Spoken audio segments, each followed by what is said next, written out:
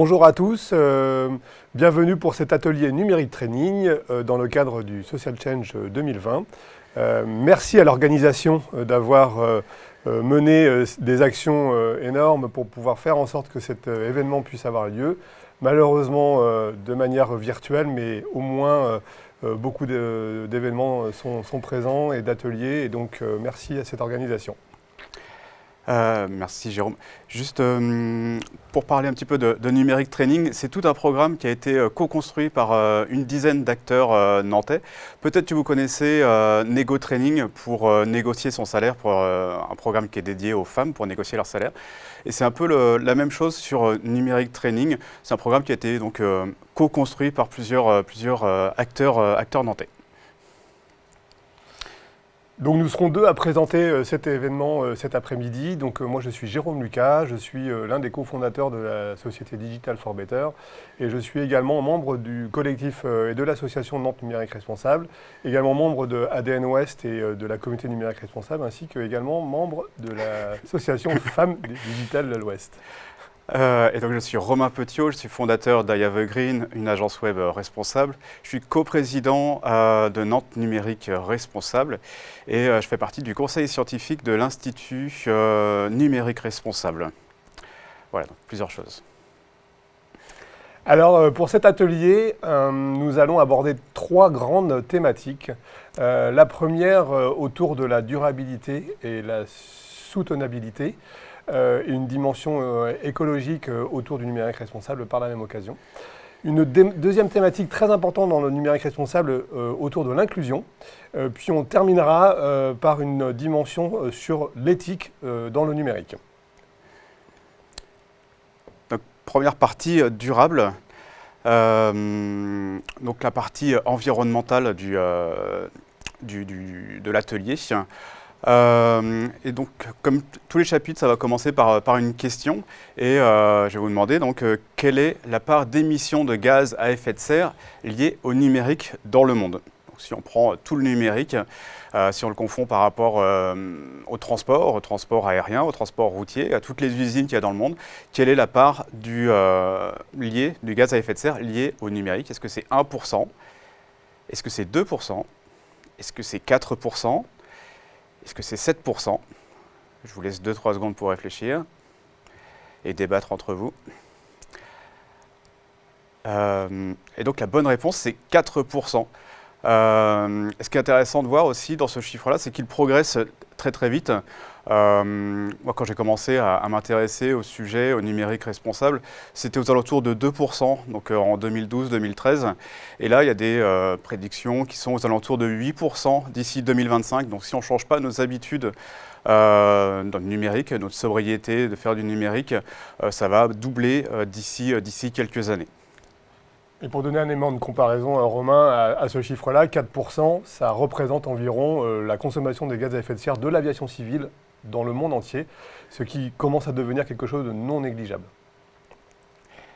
Alors, j'ai quelques soucis avec la zapette. Ah. Sur en arrière.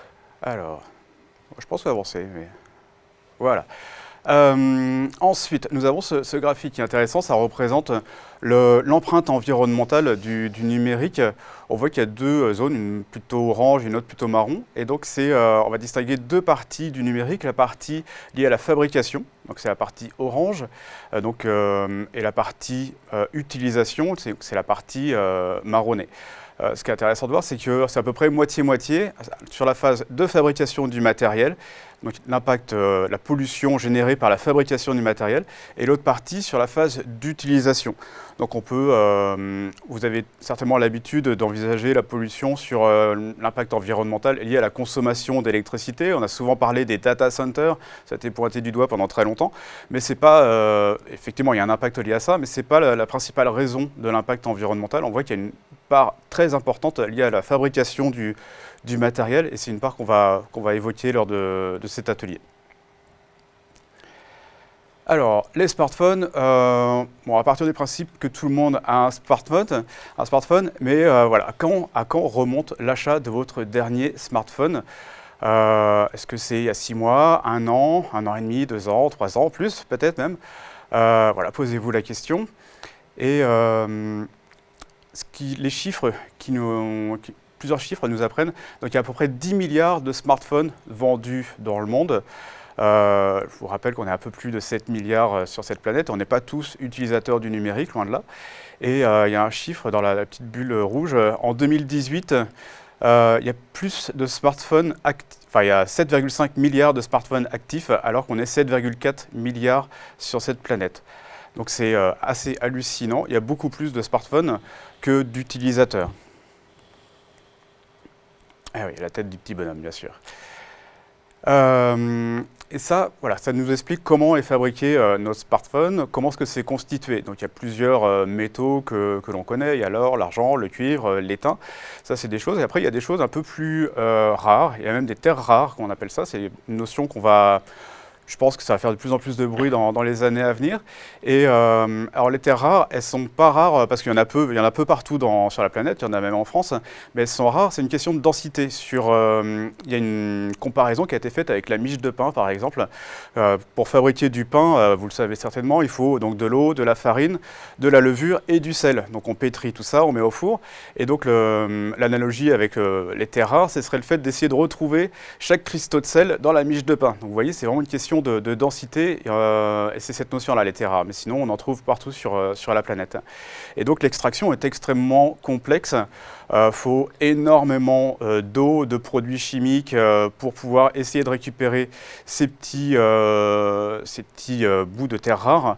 Et donc, ça va souiller énormément d'eau. Et donc, il y a des lacs artificiels après qui vont polluer énormément l'extraction de ces terres rares va polluer énormément par ce biais-là. Il y a un chiffre qui est donné par l'ADEME, il faut 7 tonnes d'ammoniac pour traiter 1 tonne de terre, par exemple. Alors, le smartphone, comment est-ce qu'on peut diminuer son empreinte ? Donc, renouveler son téléphone moins souvent. En moyenne, c'est aux alentours de 2 ans, on garde son smartphone 2 ans. Il faudrait essayer d'allonger la durée de vie de ce matériel pour en fabriquer moins, ce serait ça la logique. Et il faut essayer aussi de le réparer pour pouvoir allonger la durée de vie. Il y a actuellement le Parlement européen en train de mettre en place des lois là-dessus pour avoir un indice de réparabilité. Donc quand on pourra choisir notre téléphone avec cet indice de réparabilité. Donc ça va vraiment dans le bon sens, cette partie-là. Et effectivement, quand on casse son écran, ce qui est assez fréquent au final, on a tendance à dire que ça y est, il est cassé, je vais changer de téléphone. Non, on peut réparer son écran à un tarif peu élevé, en tout cas, qui est intéressant pour allonger la durée de vie de ce matériel-là. Une notion qui est intéressante aussi, de ne pas laisser son smartphone dans les tiroirs. On a tendance à garder ses smartphones au cas où. Et cette notion-là, elle est hyper impactante pour l'environnement. On la retrouve à plusieurs endroits dans l'éco-conception. On va garder au cas où, mais on sait finalement que ça ne servira jamais. Mais donc ça a un impact environnemental, c'est au cas où. On le retrouve partout, hein. Quand on part en vacances, qu'on fait ses bagages, je vais prendre cette paire de chaussures au cas où. Mais non, ça prend du poids et ça ne sert pas à grand-chose. Donc faites attention au cas où. On aura certainement l'occasion d'en revenir. Et donc acheter un téléphone durable. Il y a l'exemple du Fairphone où c'est des briques. Si l'écran est cassé, on peut facilement le changer. Il y a des tutos sur Internet pour facilement le remplacer. Si c'est l'appareil photo qui n'est pas performant, on pourrait le remplacer par un module photo plus performant. Donc c'est Fairphone qui propose ce programme-là. C'est vraiment très intéressant et c'est éthique dans le sens où ils vont chercher des terres rares dans des zones qui ne sont pas en conflit. Ils font attention à toute cette traçabilité. Donc l'exemple du Fairphone est quelque chose à suivre. Quelques ressources, donc il y a plusieurs dépliants, voilà, ces deux-là. Moi je connais surtout celui de l'ADEME qui est vraiment très intéressant. Ensuite le streaming, ça prend une part vraiment de plus en plus importante. Donc combien d'heures de streaming faites-vous par jour ? On peut se poser la question, ça peut être beaucoup. On pense à Netflix, on pense à YouTube. Là-dedans, je pense qu'il faut aussi rajouter votre box Internet. Quand vous regardez la télé via votre box Internet, c'est également par du numérique, c'est du téléchargement, c'est du streaming également, hein. Donc faites attention aussi à cette part-là. Et d'ailleurs, j'en profite pour dire que c'est beaucoup moins polluant de regarder la télé via la TNT, si vous pouvez. Donc voici la répartition. Donc ça, c'est surtout la consommation via la bande passante, donc la consommation de données. On voit que la vidéo représente 60% des données transférées sur Internet. Donc c'est vraiment, vraiment énorme. Ce qu'il faut savoir, Romain, en effet, pour compléter ce que tu dis, c'est que dans la consommation des 4% de gaz à effet de serre au niveau mondial, 30% de ces 4% sont attribués à la dimension réseau. Et donc, quand on dit réseau, c'est la longueur de chemin parcouru par les datas dans le réseau, mais c'est aussi le volume de données. Donc, évidemment, regarder un film, qui plus est en HD, en haute définition, augmente le nombre de données qui transitent dans le réseau et donc vient contribuer négativement en fait, l'empreinte environnementale. Merci, Jérôme. Et donc voilà, la solution, c'est de réduire la taille des vidéos. Donc quand nous, on veut partager une vidéo familiale, par exemple, sur Internet, on peut réduire son poids sans dégrader la qualité. Visuellement, on aura la même qualité, mais par contre, le poids sera beaucoup plus faible et ça aura un impact bénéfique sur l'environnement et également sur le temps de chargement. Donc il ne faut pas se priver de réduire le poids de ces vidéos. Il y a exactement le même principe sur les photos. Si vous voulez partager des photos, il y a des solutions sur Internet pour diminuer le poids assez facilement. Je pense à TinyPNG par exemple, qui est un site internet, on a juste à glisser sa photo et ça réduit automatiquement le poids de l'image. Les emails, c'est un autre sujet. Alors combien d'emails envoyez-vous par jour? Moi je me suis posé la question en préparant l'atelier, je suis à peu près une vingtaine d'emails par jour personnellement. Il y a des chiffres qui nous annoncent 40 mails par jour, donc c'est vraiment énorme aussi. Quelques points de comparaison. Un email sans pièce jointe, c'est 10 grammes de CO2. Donc c'est un sac plastique, ou un pochon, hein, comme on dit à Nantes. Une poche dans le sud-ouest. Une poche dans le sud-ouest, ouais. Et donc pour une entreprise d'à peu près 100 collaborateurs, ça fait une centaine d'allers-retours Paris-New York en avion. Donc c'est vraiment impactant, sachant qu'un email, ça fait à peu près 1 méga. Quand on compare au streaming, regarder une série sur Netflix, c'est à peu près 600 mégas. Donc il faut tout relativiser aussi. Le streaming a beaucoup plus d'impact que l'email. Donc comment est-ce qu'on fait pour diminuer son impact lié aux emails? Le but c'est d'envoyer moins d'emails, essayer de regrouper donc, les questions qu'on peut se poser regrouper les sujets sur un seul et même mail. Éviter les pièces jointes quand c'est possible. Je pense surtout aux signatures. Souvent, il y a des signatures avec une pièce jointe. On peut trouver des solutions pour ne pas avoir de pièce jointe via la signature. Limiter les copies. Souvent, on reçoit des mails où il y a plusieurs destinataires et on fait répondre à tous. Et ce n'est pas forcément l'idéal.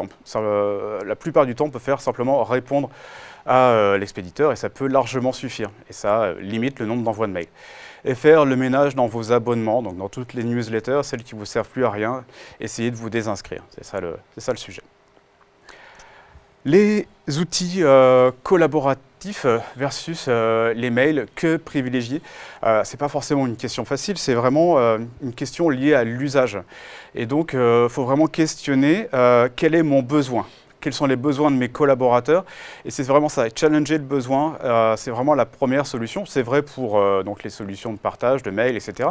Mais d'une manière plus globale, c'est quel est mon besoin? Quel est le besoin utilisateur? C'est vraiment la première question pour essayer de retirer tout ce qui est superflu. Donc, quels sont les outils utilisés par les parties prenantes? Ça, c'est une autre question que vous devez vous poser. Et voilà, et il y a une notion aussi de logiciel libre qui est intéressante à prendre en compte. Sur un logiciel libre, on sait exactement ce qu'il y a dans le logiciel, tandis que sur une solution propriétaire, type Zoom, type Google, on voit le service, on voit la fonctionnalité, mais on ne sait pas forcément tout ce qui va se servir derrière. Est-ce qu'il y aura des statistiques supplémentaires? Est-ce qu'il y aura du traitement particulier? C'est un peu obscur, on peut se poser légitimement la question. Donc c'est pour cette raison-là, d'une manière éthique, il faut favoriser les logiciels libres.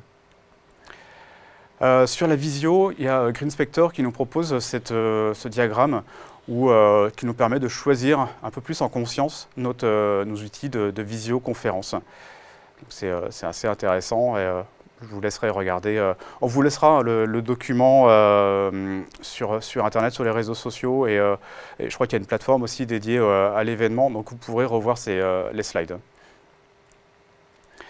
Et sur les sites internet, est-ce qu'on peut mieux faire? Est-ce qu'il y a des sites, est-ce qu'il y a des leviers qu'on peut actionner pour diminuer l'impact environnemental? La plupart des entreprises aujourd'hui ont un site internet et donc le site internet a un impact environnemental par son utilisation. Et donc on a plusieurs leviers. Le premier levier, c'est la sobriété fonctionnelle, donc de retirer ce qui n'est pas forcément nécessaire à l'utilisateur. Donc là, il y a plusieurs exemples sur les moteurs de recherche. Le fait de proposer comment ça s'appelle? Aide-moi, Jérôme. L'autocomplétion. L'autocomplétion. J'avais perdu le mot. Donc l'autocomplétion, est-ce que c'est vraiment obligatoire pour l'utilisation? Voilà, posez-vous la question parce que ça nécessite beaucoup de requêtes derrière et ça a un impact sur l'environnement. De même, les Google Maps, souvent, il y a sur les formulaires de contact à côté, il y a une carte interactive où on peut donner son avis, on peut calculer son itinéraire. Est-ce que ça correspond vraiment aux besoins utilisateurs? Posez-vous la question. Donc moins de fonctionnalités, tordre vers la frugalité. Enfin, il y a toujours une balance entre frugalité, sobriété. C'est à vous de fixer où vous souhaitez mettre le curseur. L'idée aussi, c'est de faire des pages les plus légères possibles, donc ne pas surcharger d'éléments superflus, diminuer la taille des images. On en a parlé un petit peu avec la vidéo, avec la solution pour diminuer la taille des vidéos. Donc on peut également diminuer la taille des images et également la taille en pixels des images. Quand ce n'est pas nécessaire d'avoir des énormes images, on peut les réduire, on peut le paramétrer. Et on peut aussi choisir un hébergeur vertueux.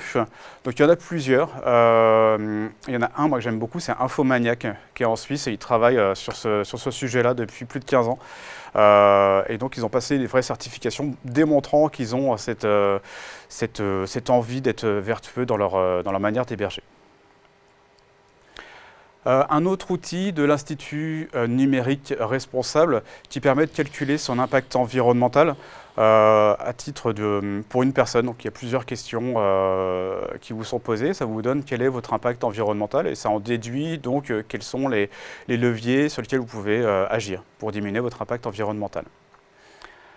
Un autre outil, Carbonalizer, ça c'est un plugin que vous pouvez mettre sur votre navigateur. Et donc, à fur et à mesure de votre navigation, ça va enregistrer plusieurs indicateurs et ça va estimer votre impact carbone par jour ou par semaine. Et donc, vous allez pouvoir avoir une idée de votre impact environnemental grâce à ce plugin qui se greffe à donc, Firefox, Chrome, tout ça, on peut utiliser Carbonalizer.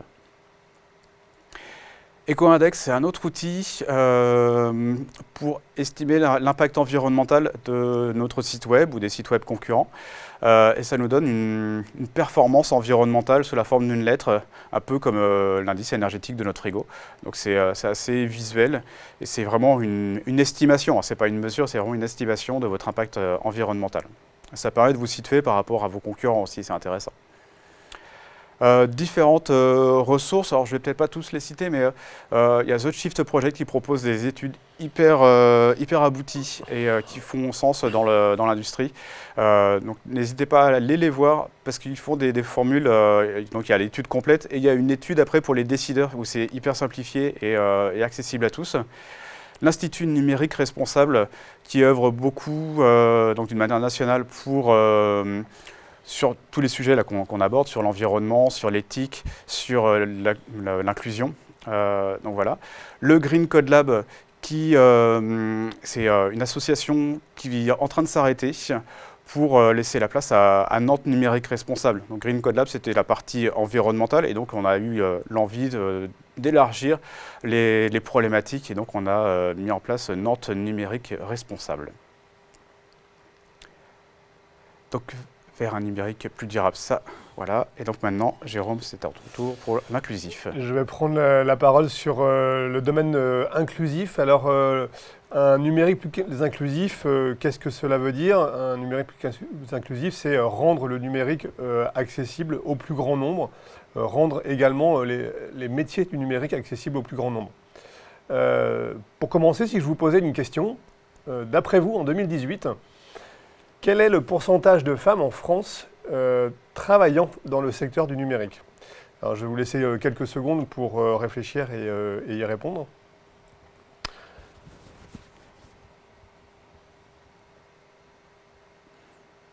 Alors la réponse c'est 28%. Alors déjà les 4 réponses proposées étaient à moins de 50%, ce qui pouvait déjà être étonnant. En effet, il n'y a pas plus de 28% de femmes qui travaillent dans le numérique en France, alors qu'a priori il y a à peu près 50% de femmes en France, je pense. Donc ça peut laisser en tous les cas à l'interpellation.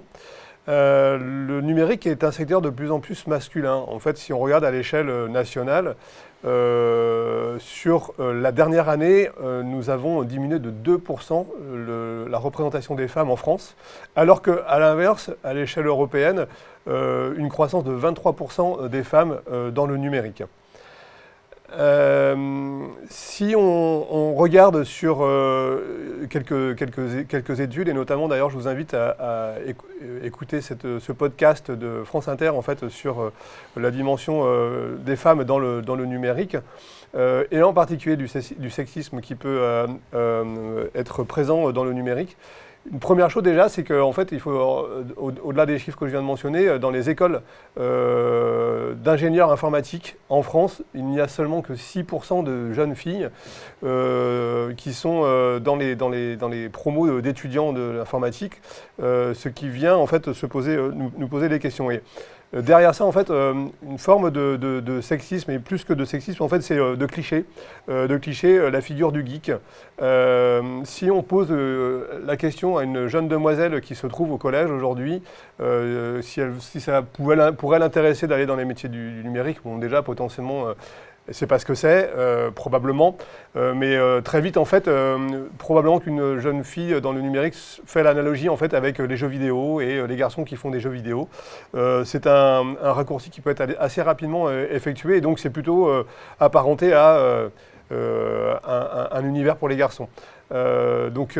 L'important en fait dans cette dimension-là, en fait, c'est casser ces clichés du geek, mais au-delà de l'aspect geek, casser certains clichés des entreprises en fait qui communiquent sur le baby-foot dans le numérique ou les bières des personnes qui sont dans une entreprise du numérique. Certes, les filles aiment bien boire des bières, mais ça a quand même donné une apparence très proche du monde masculin, et ce qui est assez dommage. L'intérêt en fait est de rendre accessible en fait nos métiers en fait à tout le monde, et d'expliquer d'ailleurs dès le plus jeune âge aux jeunes demoiselles en particulier qui sont au collège l'ensemble des métiers du numérique, et leur expliquer qu'elles pourraient y faire carrière, et une très belle carrière d'ailleurs dans le numérique. Comment agir durablement par rapport à ça? Comme je disais, briser les stéréotypes et sensibiliser les jeunes filles au numérique, et ça commence dans les écoles très rapidement. Il y a des associations hein, qui mènent des actions pour ça, pour aller donner des moments de sensibilisation dans les écoles, et c'est leur rôle, et elles sont toutes incitées à pouvoir le faire. Par la même occasion, il y a des associations en fait, qui proposent aux jeunes, au sens plus large du terme, parce qu'il ne faut pas non plus mettre la barrière de l'autre côté et avoir seulement des filles dans le numérique demain, mais c'est accessible à tout le monde, y compris les garçons, pour les jeunes, à leur apprendre ce que ça veut dire faire du code, faire du développement dans l'informatique dès le plus jeune âge, des associations très ludiques qui sont très intéressantes pour ça. Également, au sein de la DN Ouest, il y a eu un certain nombre d'événements, dont le Girls Coding qui a eu lieu l'an dernier sur Rennes, qui a amené en fait à venir animer des sessions d'apprentissage du code pour les jeunes filles dans certains collèges autour de la métropole de Rennes.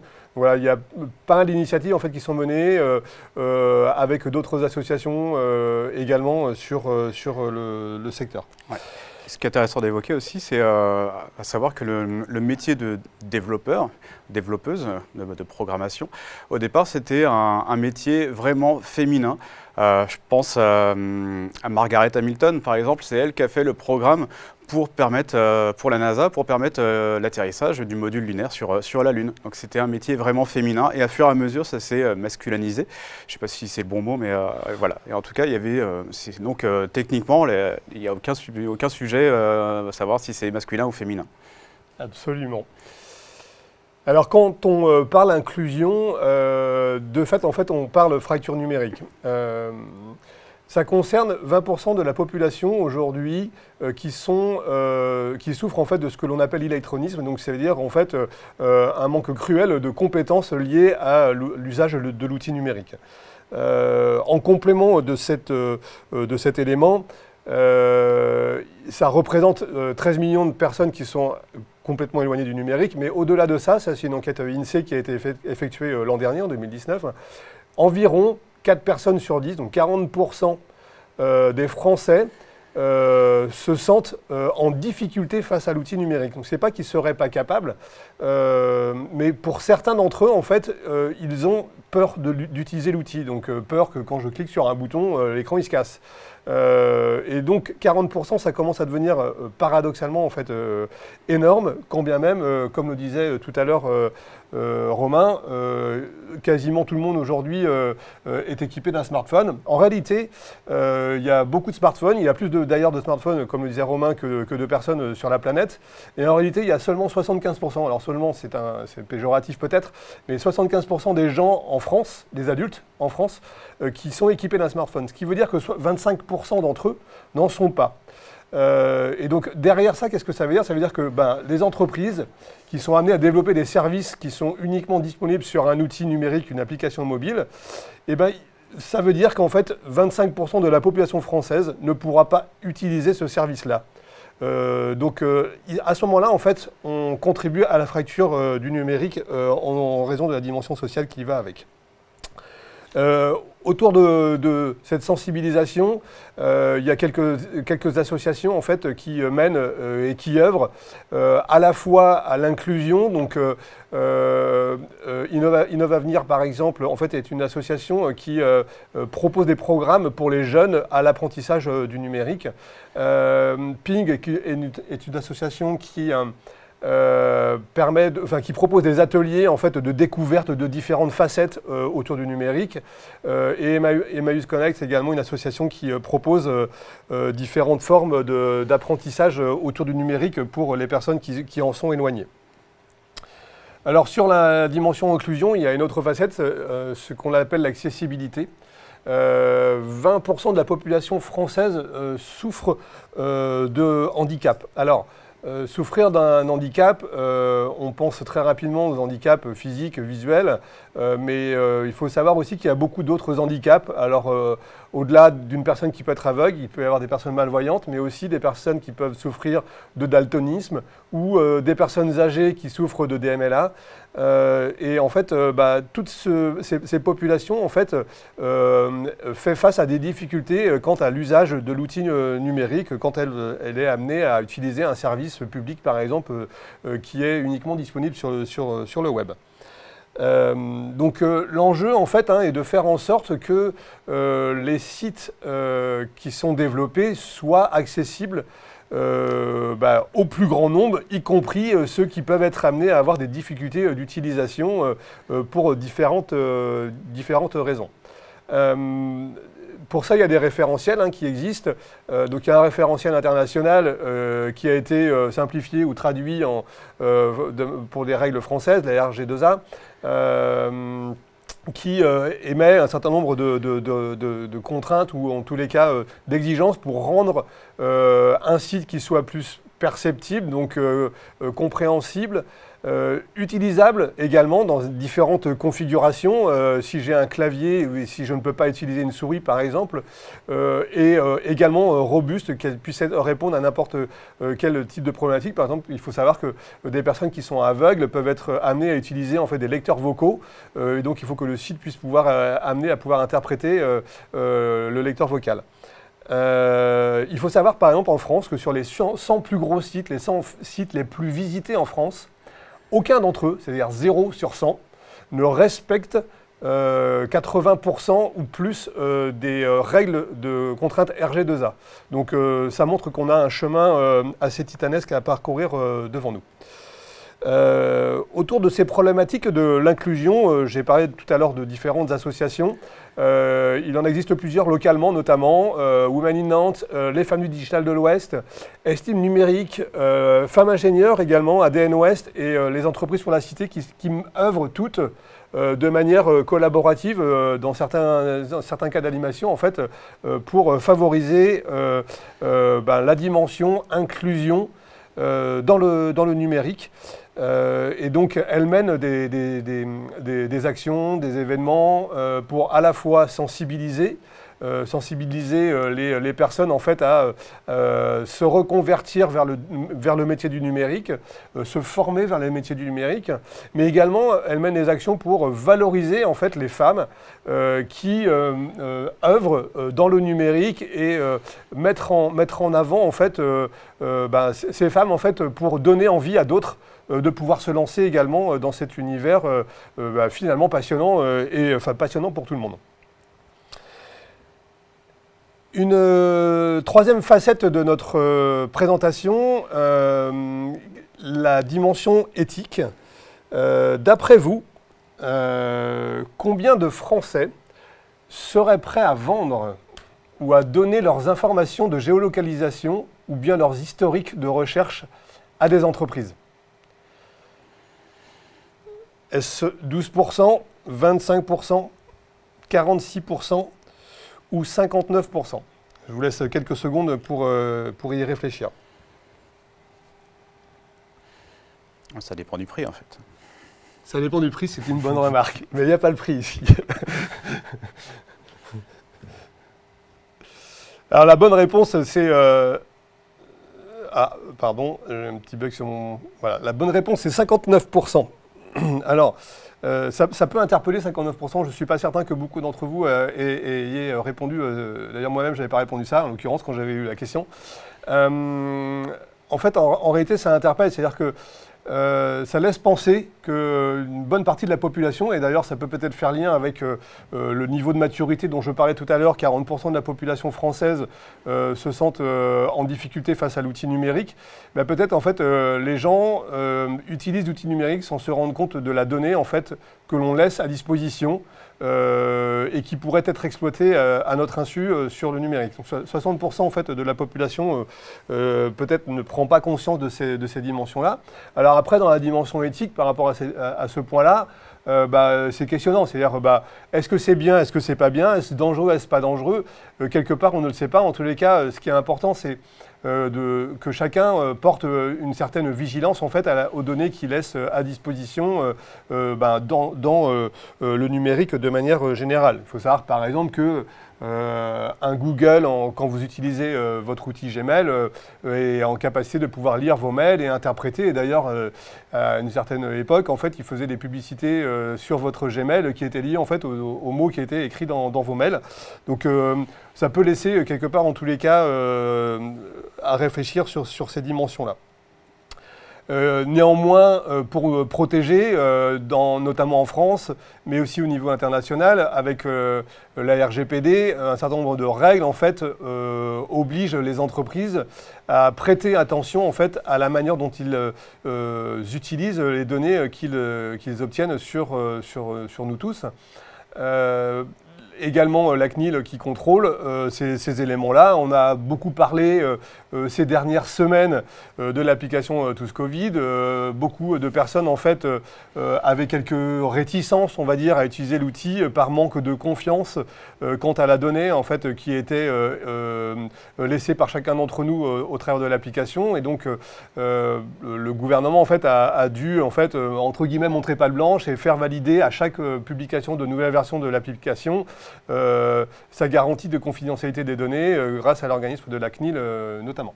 C'est intéressant de relever qu'il y avait cette méfiance-là sur Stop Covid, mais par contre sur Facebook ou sur Gmail, on n'a pas cette notion-là de méfiance.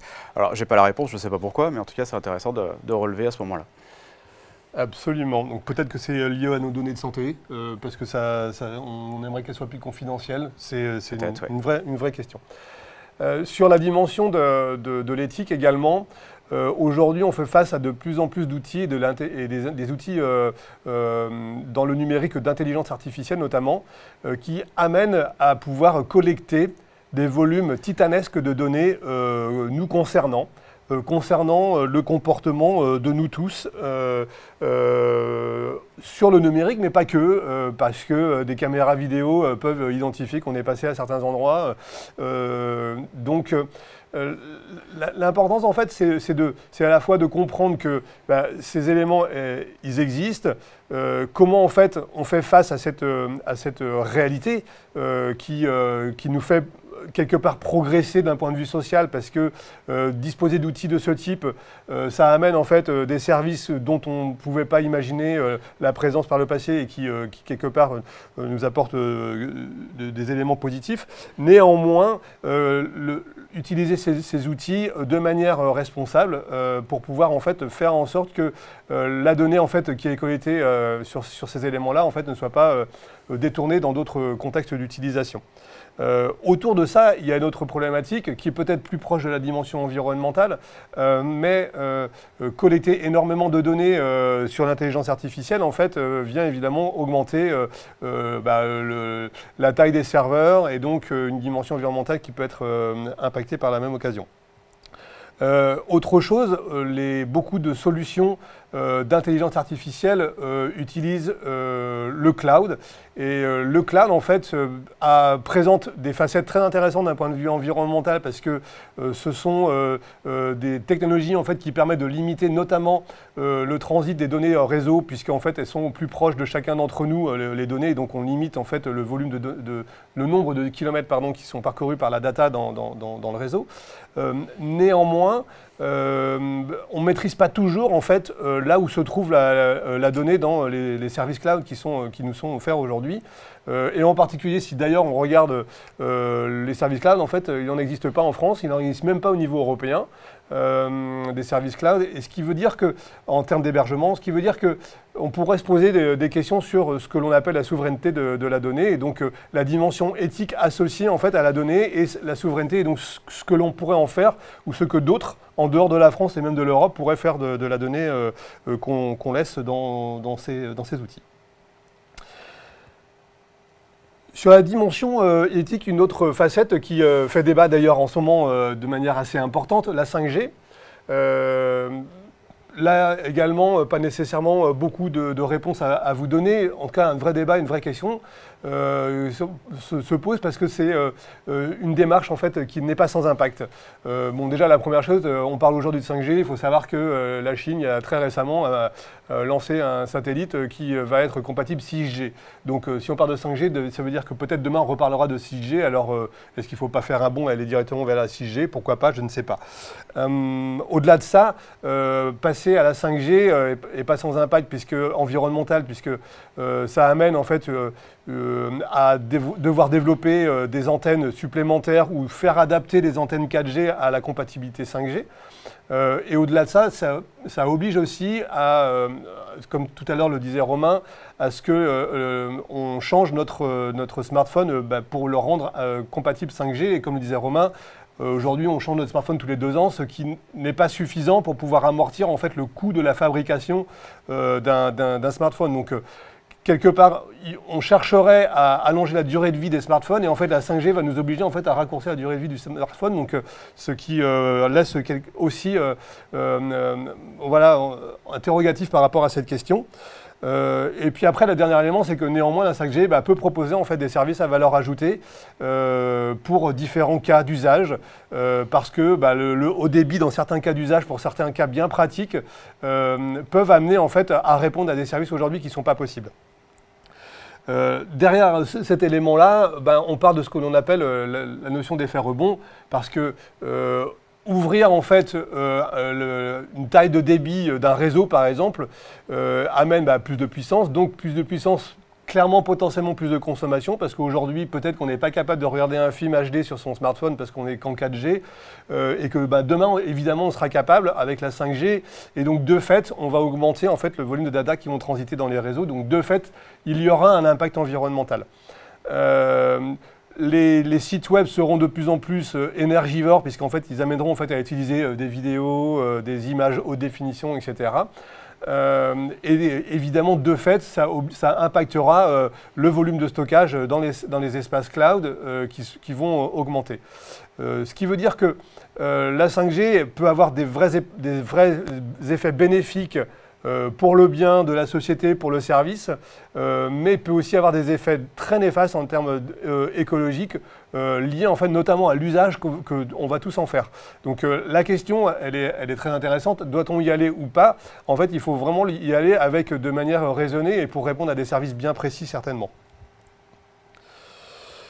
Alors, c'est de notoriété. Aujourd'hui, on est vendredi, on est le jour du Black Friday. En fait, cette vidéo a été tournée le nouveau jour Black Friday, même si elle est passée un petit peu plus tard, puisque ce sera le jour du Social Change. Donc, c'est la question du moment, l'essor du Black Friday. Alors, il y a dans la dimension éthique sur cette facette-là, il y a impactant le Black Friday, il y a une dimension écologique, parce que, évidemment, en fait, inciter plus de visiteurs à utiliser des sites internet vient impacter ce fameux 4% de gaz à effet de serre dont parlait Romain tout à l'heure. Et puis également, il y a une dimension sociale qui est très forte.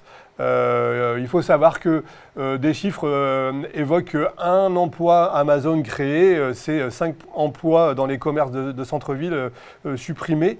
Donc derrière ça, on se pose également des questions. Donc voilà, le Black Friday, c'est évidemment plein d'opportunités pour nous tous, mais aussi c'est pas sans impact pour la société de manière générale. Donc d'un point de vue éthique, en fait, il y a une dimension responsable en fait, qui amène à réfléchir à cette question.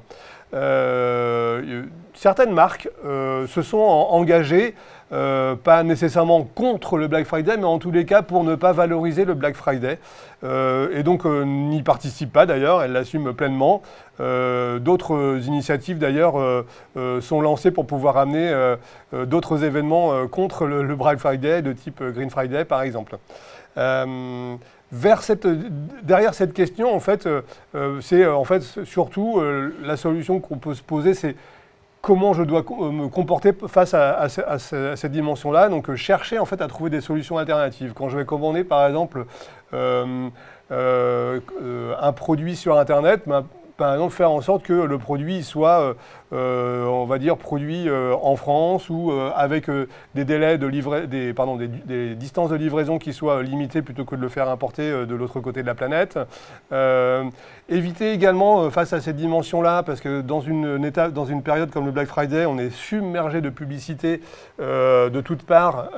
Éviter de rebondir sur ces publicités marketing qui amènent évidemment à impacter d'un point de vue environnemental et à contribuer en fait à rendre intéressant la dimension, ce type d'événement. Donc voilà, c'est vraiment quel comportement en fait j'ai par rapport à cette problématique. Et derrière la dimension économique, il y a aussi une dimension responsable.